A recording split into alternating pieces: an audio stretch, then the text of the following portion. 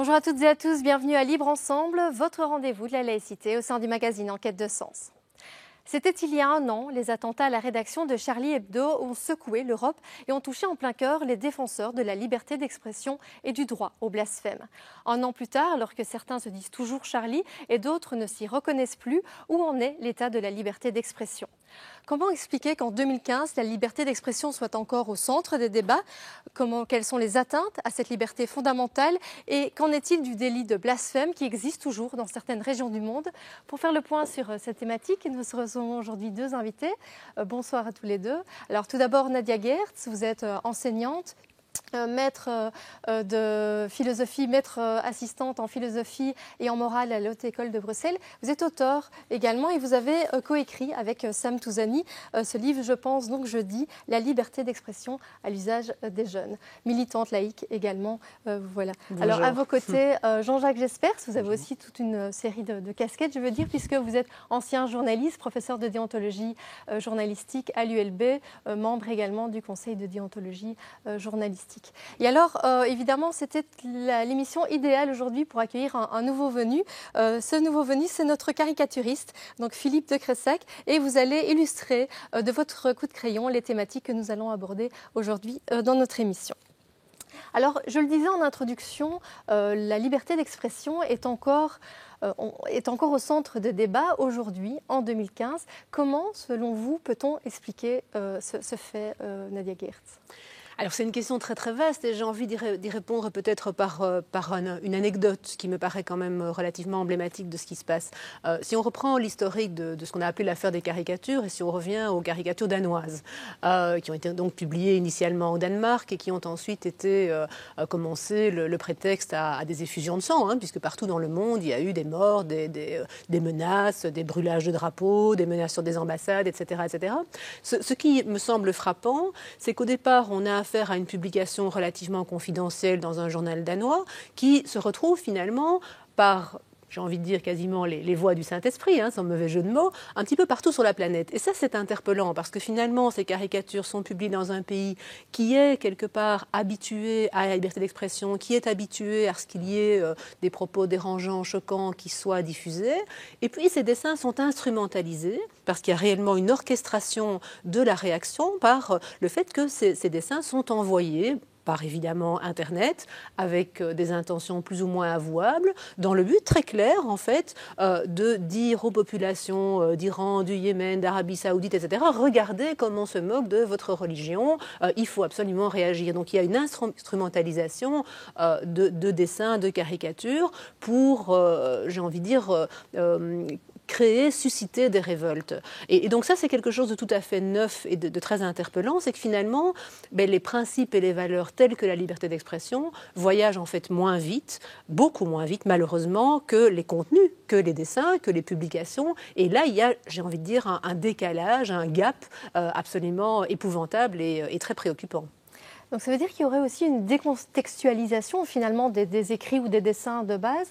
Est-ce que ça voudrait dire aussi qu'il faudrait contextualiser chaque fois qu'il y a un dessin, une caricature, un écrit Évidemment, ça paraît un peu bizarre, mais il faut quand même se dire que Charlie Hebdo, par exemple, c'est un journal qui s'adressait à 30 000 personnes avant qu'il n'y ait les événements tristes que nous célébrons, dont nous célébrons l'anniversaire.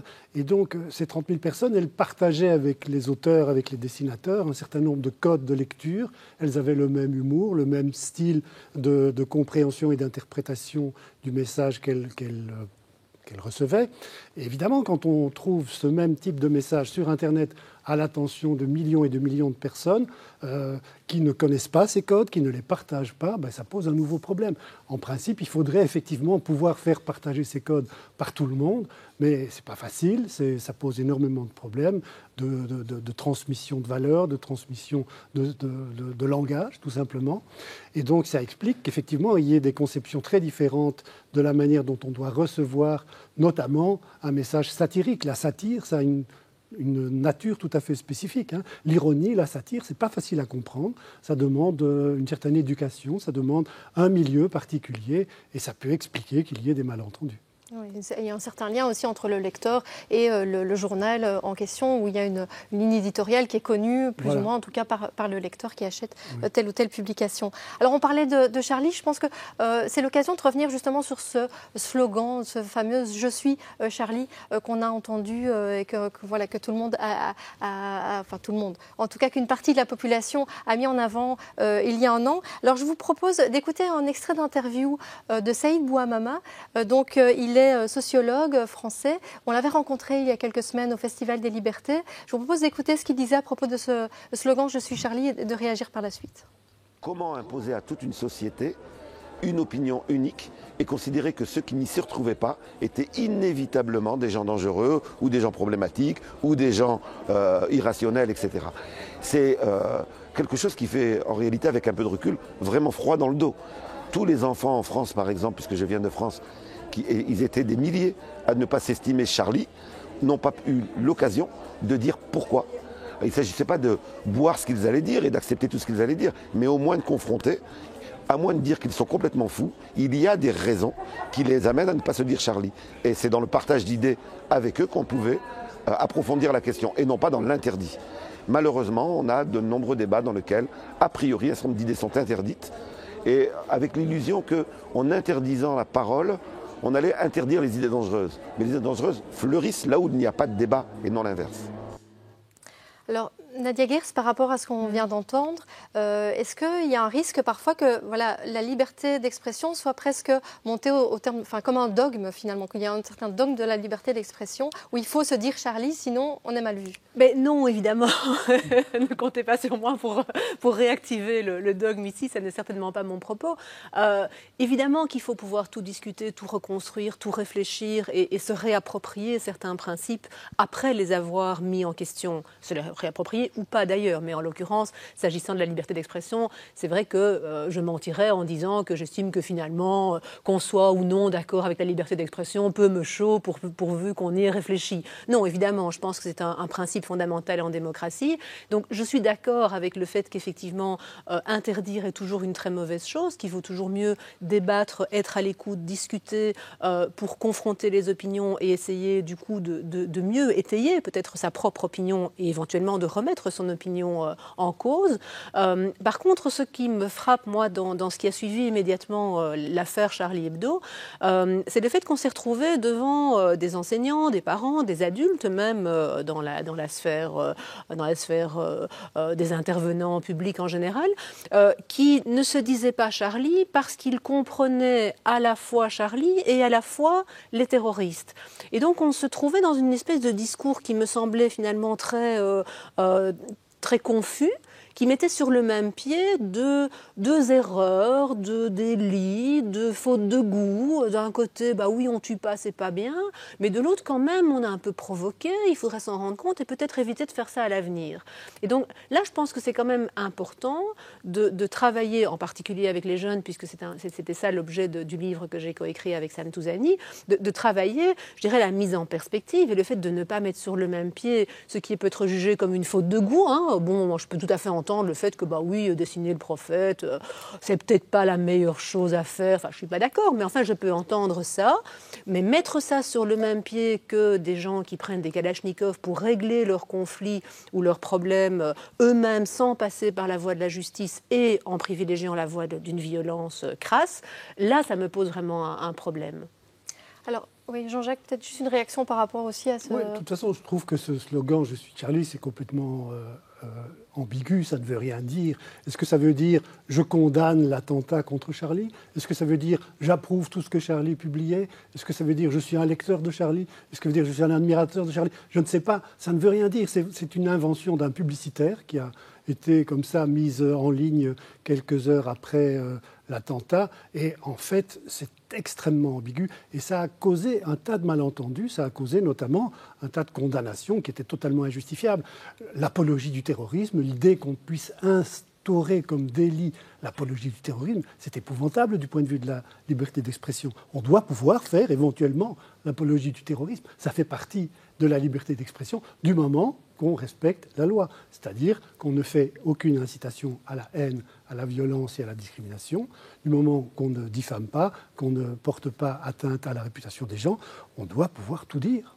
Mais ça me paraît quand même difficile de faire l'apologie du terrorisme sans tomber dans l'incitation à la haine. Donc là, j'ai quand même, moi, un petit problème. Disons que si l'apologie du terrorisme consiste à dire que dans certains cas, on a le droit de tuer des gens en pleine rue, à la Kalachnikov ou autrement, parce que ces gens ne valent plus la peine qu'on se soucie de leur existence, pour moi, il y a là clairement incitation à la haine. Donc il y a un problème du point de vue légal. Il y a une différence entre « je ne suis pas Charlie » et faire l'apologie de la Kalachnikov, c'est qu'on peut parler du terrorisme, qu'on peut essayer de l'expliquer, de le comprendre, sans devoir être accusé automatiquement d'en faire l'apologie et de prêcher la haine ou la violence. Ce qu'il y a dans certains cas en France, après les événements de janvier 2015, a été le cas. Il y a des gens qui ont été condamnés, des enfants même, des mineurs, qui ont été condamnés simplement pour avoir, je ne dirais pas fait l'apologie, mais simplement au contraire exprimer le fait qu'ils n'étaient pas d'accord avec ce que Charlie a publié. Donc on était dans une période où il y a eu des abus vraiment totalement inacceptables. Alors ici, on a parlé un peu du cadre. Effectivement, on voit qu'il y a quand même des limites à la liberté d'expression, c'est-à-dire que la loi donne quand même certaines limites. Mais effectivement, il y a aussi des atteintes à cette liberté d'expression. Et une des atteintes, c'est évidemment les pressions religieuses qui prennent la forme du blasphème, du coup. Au niveau vraiment juridique, est-ce que le blasphème a un sens? Est-ce qu'il y a une définition du blasphème? Le blasphème, grosso modo, c'est l'outrage fait à une conviction religieuse ou à des manifestations de cette conviction religieuse, l'outrage public. Évidemment, dans certains pays, c'est considéré comme un délit. Dans 7 pays de l'Union européenne, il y a encore un délit de blasphème. Pas en Belgique, pas en France, pas dans la majorité des pays de l'Union européenne. C'est un peu bizarre parce que c'est vraiment instrumentaliser la puissance publique au service d'une religion, au service d'une ou plusieurs religions, parce que parfois il y a plusieurs religions qui sont concernées. Et donc, moi je dirais, si c'est un outrage fait à Dieu, il n'y a que Dieu qui peut se plaindre et venir porter plainte éventuellement, et personne d'autre ne peut agir en son nom. Donc voilà, c'est très étrange, mais il faut reconnaître que, par exemple, dans des pays comme la Grèce, l'Irlande, l'Italie, l'Espagne, il y a parfois eu, il y a moins aujourd'hui, mais il y a parfois eu des actions en justice sur la base de ce principe qu'on n'outrage pas une religion. Ouais, on y reviendra dans un instant. Je voulais, justement, sur cette question du blasphème, revenir sur quelque chose que vous disiez dans le livre que vous avez coécrit avec Sam Touzani, où vous disiez, je revendique non seulement un droit au blasphème, mais un devoir de blasphémer. Pourquoi un devoir de blasphémer? Alors d'abord, je voudrais revenir un tout petit peu en arrière, si vous me le permettez, pour dire que le blasphème, ça peut être deux choses, en fait. Soit dans l'acception la plus stricte, ça peut être simplement, effectivement, l'outrage fait à Dieu. Et là, je reviens à ce que Jean-Jacques Jespers disait, c'est que Dieu n'a pas de personnalité juridique, en fait. Donc, on ne peut pas se plaindre qu'on a calomnié Dieu, par exemple, puisque, jusqu'à preuve du contraire, nous ne savons pas s'il existe ou pas, et donc il ne peut pas avoir de personnalité juridique. Dans l'acception plus large, le blasphème, c'est l'offense faite aux sentiments religieux des croyants. Et là, je crois qu'on s'engage sur une piste extrêmement dangereuse si on commence à accepter cet argument-là pour cesser de blasphémer. Et donc, j'en viens à votre question. Moi, je considère que les idées religieuses sont des idées au même titre que les autres, au même titre qu'une idée politique, au même titre qu'un jugement esthétique sur un tableau, par exemple. Et donc, à partir du moment où vous exprimez une conviction religieuse, vous devez vous attendre, c'est dans la normalité des choses, à vous trouver devant un interlocuteur qui vous dit « mais comment peux-tu croire une chose pareille? Je trouve ça idiot, je trouve ça dangereux, je trouve ça profondément irrationnel, ça ne tient pas debout ». Ça fait partie du débat. Si on ne veut pas prendre le risque de voir les autres considérer nos idées comme ridicules, on ne les exprime pas. Mais à partir du moment où on les exprime, on s'expose d'emblée à ce risque. Or, la liberté d'expression ne s'use que si on ne s'en sert pas. Et donc je pense que si nous cessons de blasphémer par peur justement d'offenser les sentiments religieux des croyants, notre liberté d'expression va se réduire très rapidement parce qu'il y a une habitude qui sera perdue. Aujourd'hui, on a cette tradition effectivement de l'ironie, de la satire, de l'irrespect, de l'irrévérence, etc. Et je crois que c'est une tradition qu'il faut maintenir parce que si nous acceptons d'entrer dans cette logique qui consiste à dire dire ne disons plus certaines choses parce que ça blesse, eh bien demain, d'autres choses qui n'étaient pas considérées aujourd'hui comme blessantes seront vues comme blessantes parce que ce sera le maximum de ce qu'on ose encore dire. Et après-demain, ce sera encore pire, etc. Et on en viendra un jour à ne plus pouvoir dessiner que des fruits dans une coupe de fruits parce que ça seul sera considéré comme n'ayant pas la moindre intention choquante. Mais quand on voit que certaines expositions, certaines œuvres culturelles sont tellement critiquées, il y a des manifestations, il y a des œuvres qui sont... une exposition photo, par exemple, qui a complètement été détruite en France. Est-ce que ça veut dire que le religieusement correct revient en force? Est-ce qu'on peut dire ça? Non, mais je crois que c'est aussi le droit des gens qui sont choqués d'exprimer leur colère ou de dire qu'ils sont choqués. Le problème, c'est qu'ils ne peuvent évidemment pas empiéter sur la liberté d'expression des autres. C'est-à-dire qu'ils ne peuvent prendre aucune initiative qui aboutit à empêcher l'expression des autres. Tant qu'on dit « je ne suis pas d'accord, je trouve que c'est scandaleux, je trouve que c'est moche, je trouve qu'il ne faut pas faire ça », oui, ça fait partie du débat public et on a le droit de l'exprimer publiquement, je crois, du moment qu'on respecte la loi. Mais évidemment, il ne faut pas que ça empêche l'expression des autres, il ne faut pas que ça limite l'expression des autres. De toute façon, quand on dit atteinte à la liberté d'expression, je crois que c'est surtout la question de l'intervention d'un pouvoir d'État, de la puissance publique. Tant que la puissance publique ne limite pas la liberté d'expression, il n'y a pas de limite à la liberté d'expression. Il y a éventuellement des délits qui sont commis dans le cadre d'une opposition à l'expression de certaines idées, où il y a effectivement des choses qui sont totalement inacceptables et qui ne doivent pas être acceptées, ou alors, par exemple, aussi l'intervention de puissance publique dans le cadre de l'exercice de la simple police. Des bourgmestres ont le droit d'empêcher certaines manifestations, d'empêcher certains spectacles, etc., au nom du maintien de l'ordre public. Ça, évidemment, ce n'est pas acceptable non plus. Je pense qu'il faut considérer que là, il y a vraiment une atteinte à la liberté d'expression. Alors, oui, si je peux rebondir sur ce que disait Jean-Jacques Jespers, moi, ce qui m'interpelle justement dans les événements des derniers mois ou des dernières années, parce qu'on peut remonter en fait à l'affaire Salman Rushdie, en gros, c'est qu'aujourd'hui, tout se passe comme si, me semble-t-il, à la puissance publique se substituent de plus en plus des particuliers, donc des individus ou des groupes de pression qui estiment qu'ils ont le droit, voire le devoir moral, d'interdire l'expression de certaines idées. Et donc ça, c'est extrêmement préoccupant parce qu'il y a une sorte de sens de ce qu'est l'état de droit, finalement, qui se perd. Dans un état de droit, si vous n'êtes pas content du traitement qui a été fait de votre opinion, de votre sentiment, de votre conviction, etc., vous portez plainte. C'est la seule forme légitime de réaction. Et aujourd'hui, il semble que c'est que... On se fait justice soi-même. Oui, voilà. Sens, oui, c'est extrêmement... c'est ça qui est inquiétant, c'est qu'on se fasse justice soi-même. Oui. Qu'on peut porter plainte, effectivement. Il y a des lois qui permettent de porter plainte, de demander réparation. Si on estime qu'il y a eu des propos discriminatoires ou des appels à la haine, on peut faire appel au Centre pour l'égalité des chances, on peut porter plainte. Si on estime avoir été diffamé, on peut porter plainte et obtenir éventuellement des dommages-intérêts. Donc il y a un système juridique qui existe, mais il ne faut évidemment pas s'y substituer. Alors, on parlait de la loi qui pouvait éventuellement condamner certaines personnes si elles estimaient que ça avait été trop loin. Alors, en Grèce, le délit de blasphème existe toujours. C'est un des 7 pays européens de l'Union européenne où ça existe toujours. Et c'est vrai que la plupart du temps, ce délit de blasphème n'est plus condamné, n'est plus vraiment appliqué, si on peut dire ça comme ça. Mais en tout cas, il y a quand même un blogueur grec qui a été condamné il y a quelques années. On va revenir dans un petit reportage sur le cas de ce blogueur-là. Cela s'est déroulé en Grèce en 2012. Après avoir diffusé sur le net une caricature du très célèbre et vénéré moine orthodoxe défunt Elder Paisios, connu par les croyants pour ses miracles et ses prophéties, le blogueur Philippos Loizos a été condamné à 10 mois de prison avec sursis, suite à la plainte déposée par le député Christos Papos, appartenant au parti néo-nazi Aube Dorée.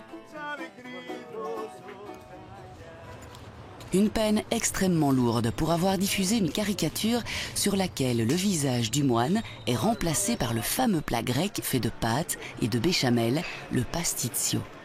Le blogueur a intitulé sa caricature « Elder Pastitsios ». Alors Philippos Loizos a été poursuivi en vertu de l'article 198 du Code pénal grec qui punit le blasphème et l'insulte à la religion. Donc c'est dans le Code pénal grec, quiconque blasphème ou insulte la religion de manière publique peut être poursuivi jusqu'à une peine de 2 ans de prison. On l'explique parce que la présence de l'Église orthodoxe en Grèce est très importante, mais la Grèce n'est pas du tout le seul pays en Europe. Il y a un certain nombre de pays en Europe qui ont gardé ces lois un peu héritées de l'histoire, il faut bien dire, qui sont un peu anachroniques, mais qui existent toujours dans un certain nombre de codes pénaux dans les pays européens. Alors c'est vrai que ça peut paraître très surprenant qu'il y ait encore des lois qui pénalisent le blasphème en Europe, surtout après Charlie Hebdo. Là, on vient de célébrer encore le premier anniversaire. Mais il faut dire que l'Europe n'est pas directement compétente pour pouvoir interdire aux pays de l'Union européenne ce genre de lois, même si elles sont totalement anachroniques. Et donc, il y a un certain nombre de personnes, y compris au sein des institutions européennes, qui plaident pour que ces lois soient abolies. Le Conseil de l'Europe, par exemple, a recommandé à ses États membres de les abolir, mais il ne s'agit que de recommandations. Ils n'ont pas le pouvoir d'interdire aux États membres de les conserver.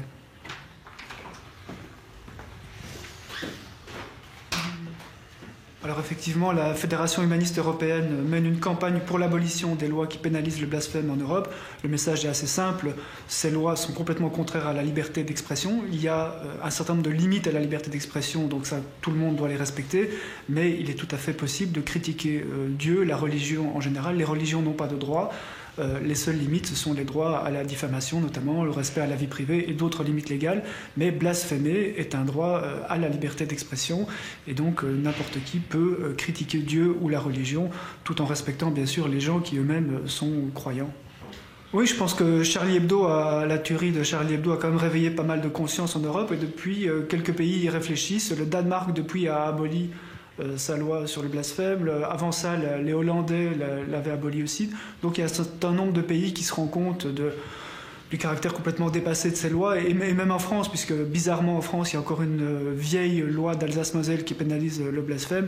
Même les dignitaires religieux en France se sont prononcés pour l'abolition de cette loi complètement vieillotte et qui n'a plus rien à faire dans le code pénal d'Alsace-Moselle.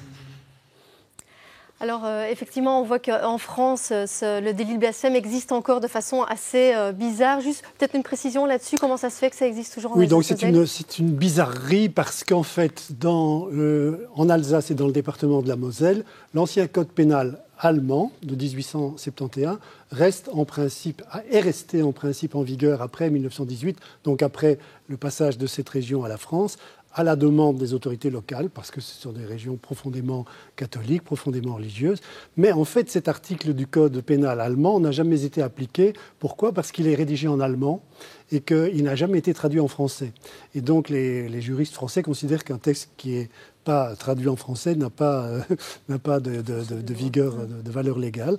Donc voilà, mais c'est une bizarrerie qui, à mon avis, va disparaître, parce que maintenant, il y a une commission sur la laïcité en France qui a recommandé la suppression de cette anomalie. Alors par contre, dans d'autres pays, on pense particulièrement au Bangladesh, en Arabie Saoudite, où des blogueurs sont vraiment condamnés à mort pour blasphème. Quel poids est-ce que l'Union européenne pourrait avoir éventuellement dans la suppression de ce délit de blasphème? L'Union, le Conseil de l'Europe, est-ce que vous pensez qu'il y a une action qu'il faut mener diplomatiquement pour que ce soit supprimé? Il y a d'abord une bizarrerie juridique, c'est que l'Union européenne n'est pas compétente en matière culturelle et en matière juridique, c'est le Conseil de l'Europe qui s'occupe des droits de l'homme, qui a une cour d'ailleurs qui fait appliquer les droits de l'homme dans les 47 États membres du Conseil de l'Europe. Et donc, pour l'Union européenne, effectivement, on ne peut pas être membre de l'Union européenne si on n'est pas aussi membre du Conseil de l'Europe, donc si on n'adhère pas à la Charte fondamentale des droits et à la Convention européenne des droits de l'homme. Et donc, on pourrait estimer que dans ces relations diplomatiques, économiques, politiques avec les pays où le blasphème est encore un crime puni de mort parfois, l'Union européenne exige, par exemple, que soit respecté un certain nombre de droits. Mais vous savez, la réalité économique et la réalité géostratégique, elle n'a souvent pas grand-chose à voir avec le respect des droits de l'homme, on le sait très bien. Alors, on parlait des atteintes à la liberté d'expression, on a parlé ici des atteintes religieuses, enfin de la dépression religieuse sous la forme donc, du délit de blasphème, mais il y en a d'autres. Et ces atteintes, ça peut être aussi des atteintes, ici dans le cas des mesures sécuritaires qui sont prises dans le cadre des mesures contre le terrorisme, de la lutte contre le terrorisme. Il y a des mesures, par exemple, au niveau de, par exemple, pendant la COP21, il y avait toute une série de nouvelles mesures qui ont été prises pour réduire la circulation des gens, etc. Quelles sont les autres atteintes, finalement, qui existent et quels sont les risques et les choses auxquelles il faut faire garde, enfin prendre garde? Alors c'est une question d'abord à laquelle je ne m'attendais pas. Et c'est une question difficile parce qu'il s'agit toujours, je pense, d'évaluer d'abord le risque réel et donc de prendre des mesures qui ne soient pas effectivement liberticides, mais qui en même temps ne soient pas non plus, j'ai envie de dire, naïves. Aujourd'hui, on se trouve vraiment face à une situation quand même extrêmement compliquée, je trouve, où je pense que nul d'entre nous n'est capable d'évaluer de manière objective le risque réel.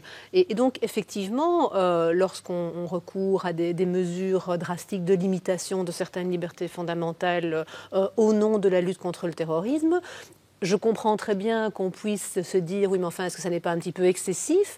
Et d'un autre côté, je vois aussi le risque pour les autorités compétentes, si jamais elles ne prennent pas les mesures ad hoc, de se voir reprocher d'avoir été angélique, naïve, voire irresponsable. Donc c'est extrêmement compliqué et c'est toujours facile après coup de dire, enfin, pourquoi le niveau 4, par exemple, hein, je reprends ça évidemment maintenant, alors qu'il ne s'est rien passé? Ben oui, évidemment, mais est-ce qu'on peut garantir qu'il ne se serait de toute manière rien passé?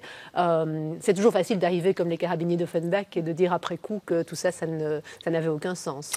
La Ligue des droits de l'homme a analysé les 18 mesures prises dans l'urgence par le gouvernement belge après les épisodes de novembre. Et en fait, on s'est aperçu en faisant cette analyse que la plupart de ces mesures étaient soit inutiles, soit nuisibles. Elles ne faisaient que répéter des choses qui existaient déjà, ou bien elles limitaient de manière assez inquiétante les libertés.